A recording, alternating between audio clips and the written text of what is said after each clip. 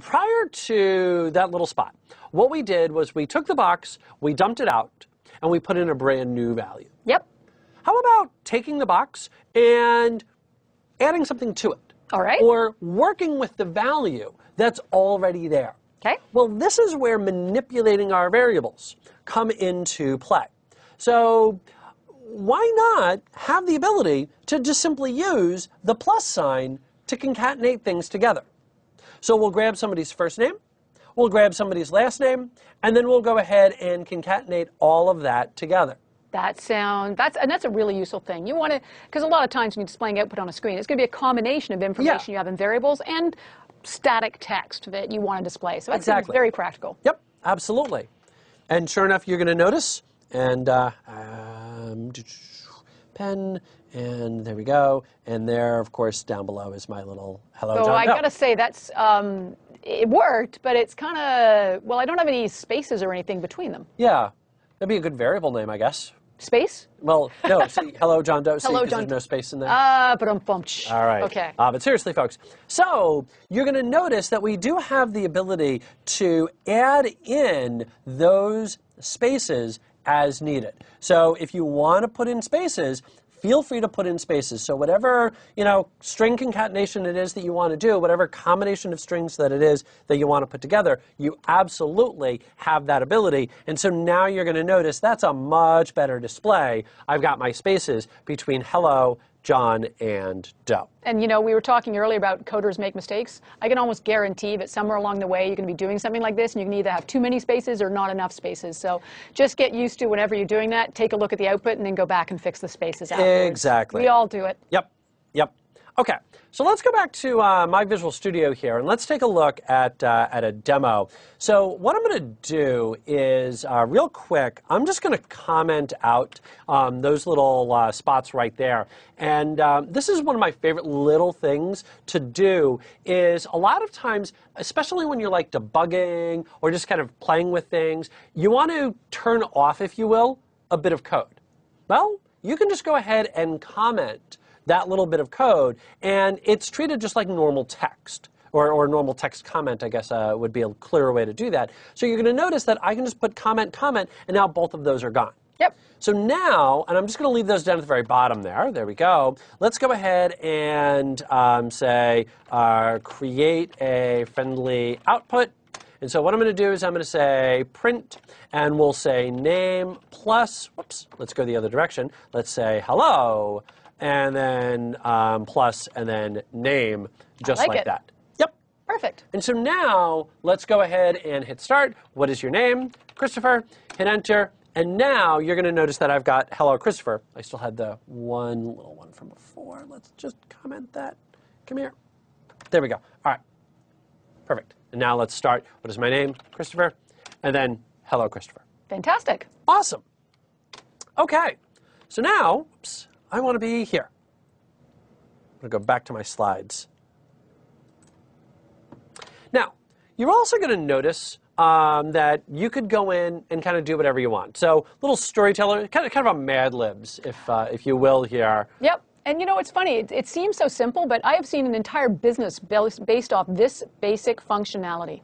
I recently had a friend who got married. Mm-hmm. And I was trying to find a suitable wedding gift for them. And I discovered that you can order personalized romance novels.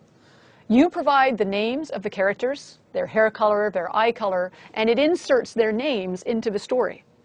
So, so it says, Christopher spotted his wife Karin across the crowded room. Sure. Her blonde hair flowing in the wind inside the room because the window was open. But the neat thing is, really, if you think about how the code was implemented to do that, in the end, all they did was the print statement was an entire book. Mm-hmm. And everywhere the name appeared in the book, they just replaced with name typed in by user. Yep. Eye color replaced by eye color entered by user. And they have built an entire business off that functionality. There's your $1 million idea. Yeah. And away you go. Yeah. So.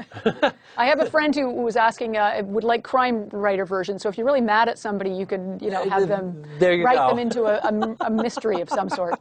Perfect. All right, so you'll notice that you can do kind of all sorts of really complex string concatenations as well there. Now, one of the problems with dealing with strings is that the user can input whatever it is they might want. Yep. And sometimes I'm going to take whatever it is they've given me and I need to tweak it. I just need to make sure it's uppercase or lowercase or otherwise. And so wouldn't it be nice if we had some way to go in and manipulate those things? And so sure enough, you're going to notice that we've got that capability. We have a little example right here where we go ahead and we say message equals blah, blah, blah. And then you'll notice that we can do lower, we can do upper, we could do swap case. I wonder what those are going to do.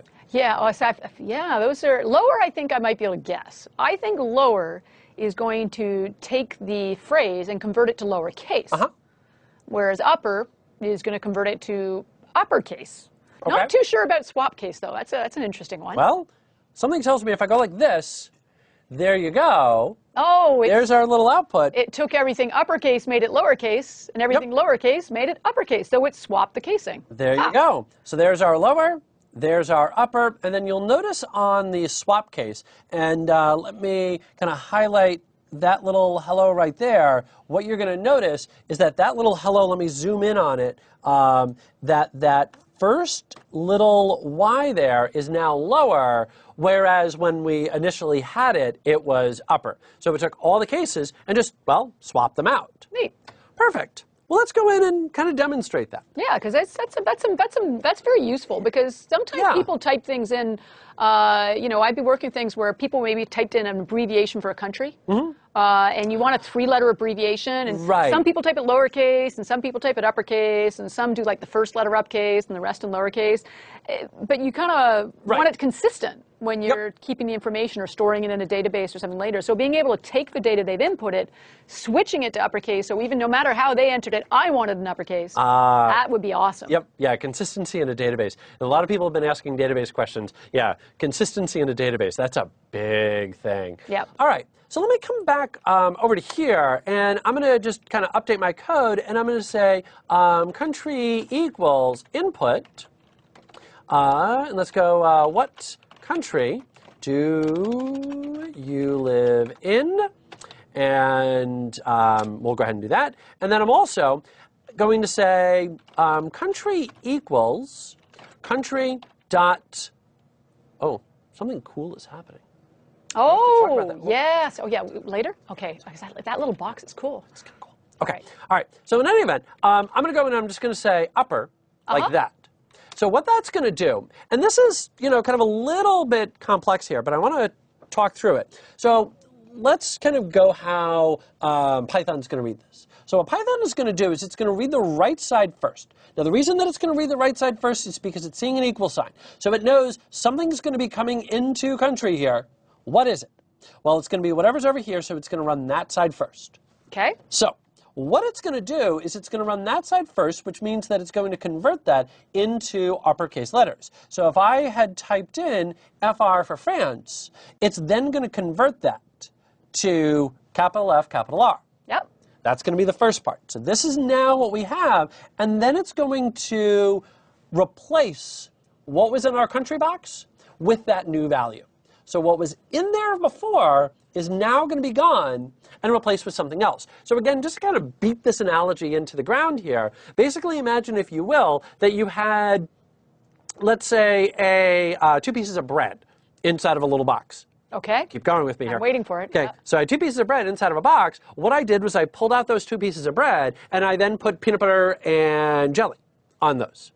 And then I put it back into the box. So what I did, that box is still the exact same placeholder, but I just simply modified the value that was in there and made it something new. So instead of just 2 pieces of bread, now I have a peanut butter and jelly sandwich. Very nice. Yes. So what I've done is I've modified what we had and put it back into that box. So now if you display it on the screen, we should actually see the country in uppercase, regardless of how someone's typed it in. Exactly. So let's go in and say hello name. And by the way, I realize that I'm sure that the chat window is abuzz with people yelling at me for this. So let me just kind of go with single quotes here. I kind of went back and forth a little bit on single and double, so I'll just go with single. Trying to be consistent. I am. Good habits. Good job. Yep. All right. So see, kind of going back to, learn good habits right away. That way, you don't do things like that. Here we go. You live in... And let's go in and say country. Awesome. Waiting for my red squigglies to go away. Perfect. So now let me go ahead and hit start. What is my name? Christopher. Yep. Enter. What country do I live in? U.S. Whoops, we'll do it in lower. Yeah, there we go. Yeah, okay. We'll do it lower. Actually, no, I'm going to go with FR, even though I don't live in France. Okay. But I'm going to go with FR just so we can see the casing a little better, because Sure. a big U, big S isn't that's fine. as clear. So now I'll just go in and type that in. Very nice. And sure enough, it says, hello, Christopher, you live in FR. Perfect. Okay. I also want to do this. I'm going to put in a line break right at the very beginning there, just to kind of make that a little... Make it look nicer by Yeah. putting it onto a nice, tidy new line. Yep. There you go. Makes a nice little space in front of it. There Very we go. cool. Excellent. All right, so let me go back to my slides here. I like how you're starting to put it all together. Yeah. Taking what we learned in the previous module, using it inside this module, and that is how coding tends to work. You pick up little things, and what you picked up earlier, suddenly you use later on in your code. Exactly, exactly. So now let's go ahead and talk a little bit about some of the different things that are available. So lower, upper, swap case are different string functions. Ooh, function. Yeah. So function, just again, is something with a name that will do something for us, like print and input, upper, lower, all functions. They will do things for something. Exactly. Now, because of the fact that we're storing that string inside of a variable, we can use any of those string functions to manipulate those strings. Awesome. All right. Speaking of awesome. Yes.